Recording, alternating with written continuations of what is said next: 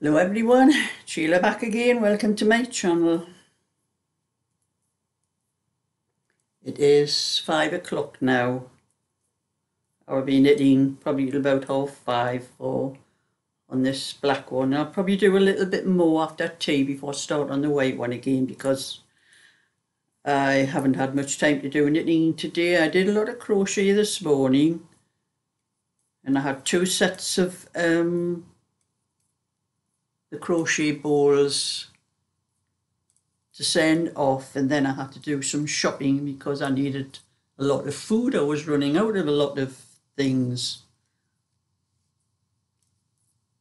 But I am on another rant today, car parking rant.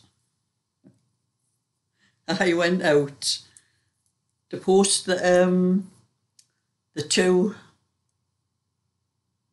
parcels I had, one for Jacqueline and one for Pat, but I'll show you a little video for that after this. I'm telling you about the rant of the car parking.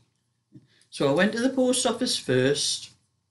I went out my car because I was going to do some shopping, because I needed quite a lot of food stuff that I had ran out of, that I hadn't been shopping for quite a while. Actually, I needed a lot of things.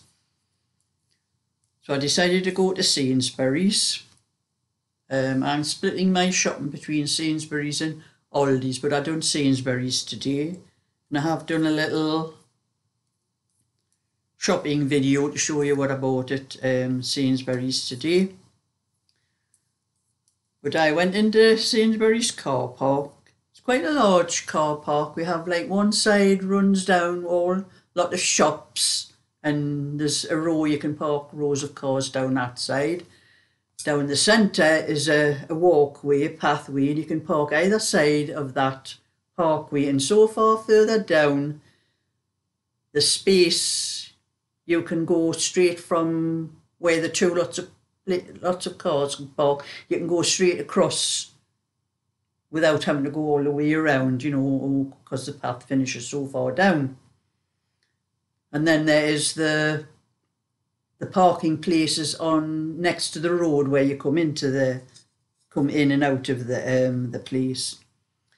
Well, I came in, I decided to park down the side where all the shops were, and I found there was 3 empty parking spaces all close together. So I parked in the middle one. Thought, oh, that's the best. And I think I'd done the best parking I think I've ever done. I was perfect when I went in. I had practically the same space on either side of the car. I was pleased with myself, like. Went into Sainsbury's, did a bit of shopping, got sorted out, come back out to my car. Well, the car, there was, don't know what you'd call it, like one of them, like, sort of truck things with like the flat back on, was parked on the passenger side of my car. And there was enough space, you know, all he had left, the space was correct where he left, but this thing came halfway out into the middle of the road.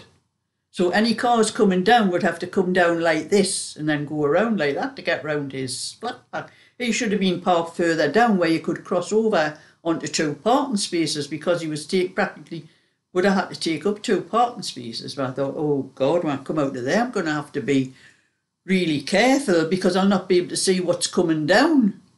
Because the way I had parked is the cars come in, they go around and then come down, and I can't see what's coming because of this flat back flaming thing sticking out. I'm going to have to be practically right out into the middle of the road before I can see what's coming. So anyway, and then I goes to get into my car, and there was a car parked on the other side. He'd left me about that much space to get into my car. He was parked right over the white line into my parking space. When I opened the door to get in the car,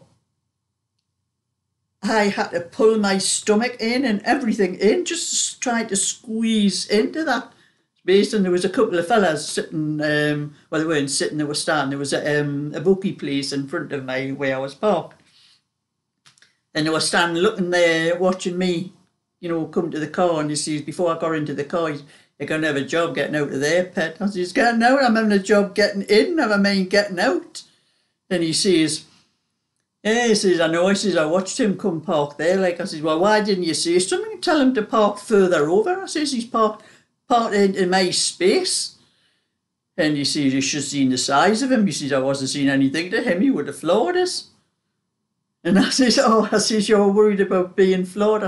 He says, "I don't mean big in height." He says, there's a couple of young fellas that were like that one, says, he needed a lot of space on his driver's side to get out of his car. He says, what I'm talking about the size, he says, he was massive. He says he would have to open the car door right as far out as he could get it just to get enough space to get out of the car. I says, "I know, but look at him where he's left me." And then they were laughing anyway. And I said, "I'll get out, don't you worry." So I got into the car and I'm looking, I'm trying to edge out to this thing on the other side and then trying to get back up. Where actually mirrors were touching when I backed out.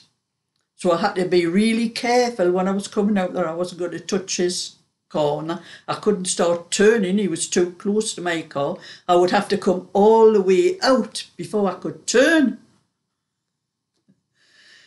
Anyway, I did manage to get out, and I think there was cars coming down, but I think they could see the problem with the obstacle in the road, and they had stopped and they let me out. But I had to back out until I was completely clear of that car on my driver's side before I could start turning. And I was nearly over the other side where the other cars were parked before I could start turning. Some people have got no consideration for anyone else but themselves. That's my rant. Rant over on car parking. But anyway, I'll show you the little bit video for what I crocheted this morning for Jacqueline. I did Jacqueline's yesterday and I did Pat's this morning. It only takes me about 4 hours to do the 3 bowls. So I managed to get Pat's done in time so I could get out to the post office. And I had plenty of time. It was about 12:30, I think, by the time I left the house. But I've done just a little bit video because I wanted them packed up and ready. Didn't have time to make a video to show you them, like what I'm doing now. So I just made a little bit video and showed you what that actually looked like. So I'll stop this video and I'll show you that one.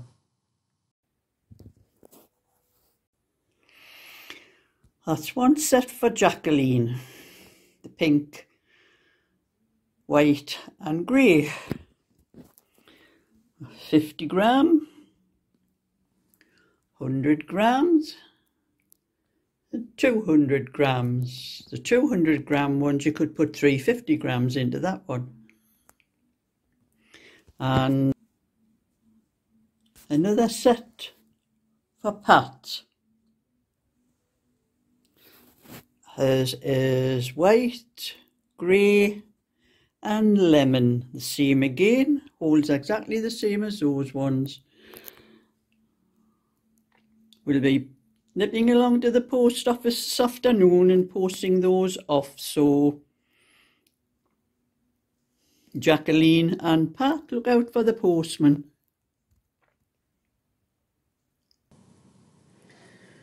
So that's how the pictures have turned out, and I have 2 more to do. I think the next one I'll be doing will be for Angela, and then I have 1 more that's for Katie, for her mum, but she doesn't want it till Christmas time, so there's no rush for that one. I'll do that one a little bit later on in the year.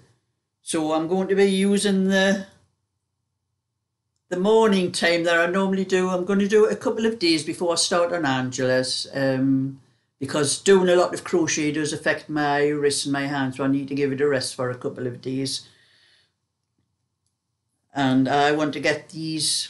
This is the second sleeve for Rhiannon's, the 26-inch cardigan I'm doing for her. So I want to spend a little bit more time. I'm going to use the time I would do the crochet in the morning and the afternoon to get the 24-inch done after I get this one finished. And then I have 2 more little cardigans for Carol and Denise. A little 18-inch lemon one and a 24-inch pink rosebud cardigan to do. So I'm going to use that time in the morning and the afternoon to get those ones done, and then I'll start on the crochet again after I've done that, but keep the night time for the adult things that I'm doing. But anyway, I have got, that's how much, that's the first sleeve on Belinda's cardigan. I'm nearly up to the armholes on that one.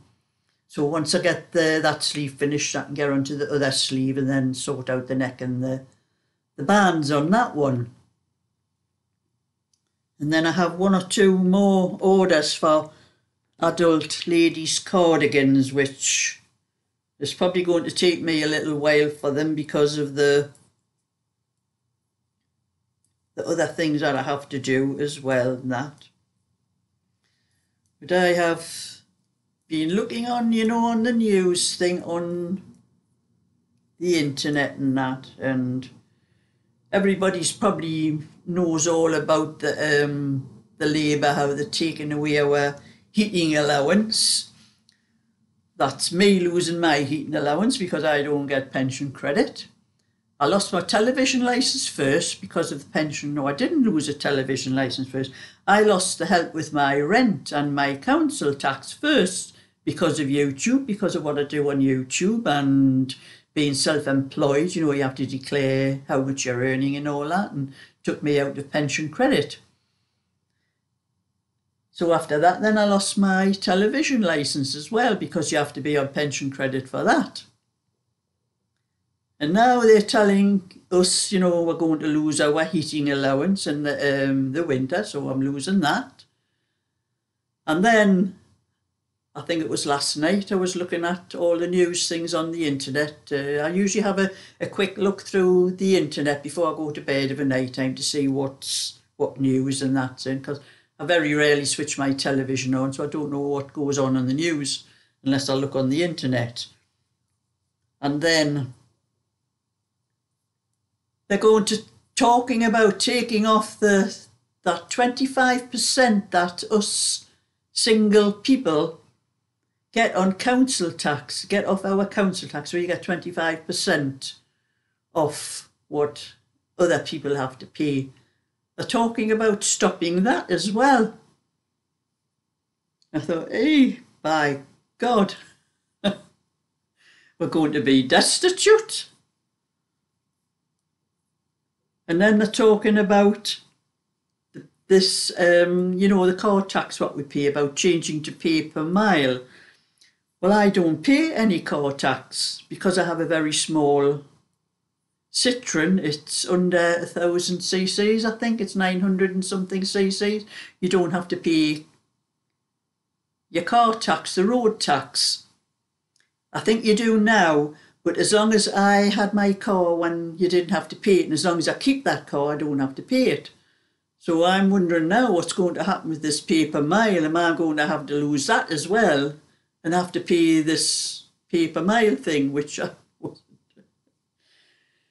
So that's another rant on the Labour government. They're picking on us pensioners from the look of it. And anybody else, actually. I think they're going to raise the, they're talking about in the budget, they're going to raise the petrol price. Everything's going up. We're going to lucky to have enough money to live on when they are finished. But anyway, I'm doing what I can to get these things finished that I'm knitting, and the more I think about these things and more annoyed I get and the more mistakes I make, and it's very hard to put a mistake right on this flaming black stuff. So don't anybody else ever ask me to knit anything in black, because I'm going to refuse. I've made more mistakes than tongue can tell, because if I don't get the rosebud in the right place, sometimes I can't even count the stitches between the rosebuds. I cannot see the stitches. I cannot count the rows. I was trying to count. You get little markers where you increase. It leaves a little mark. I cannot even see that little mark on the black to count how many rows, because I'm doing every 8th row. I'm increasing on it, and I'm working down trying to see where the little mark is. I can't see it, and I can't remember what row it was I did it on. It's terrible knitting with black. But anyway, that's my little bit for today. So thumbs up and subscribe, and I'll catch you all another time. So bye for now.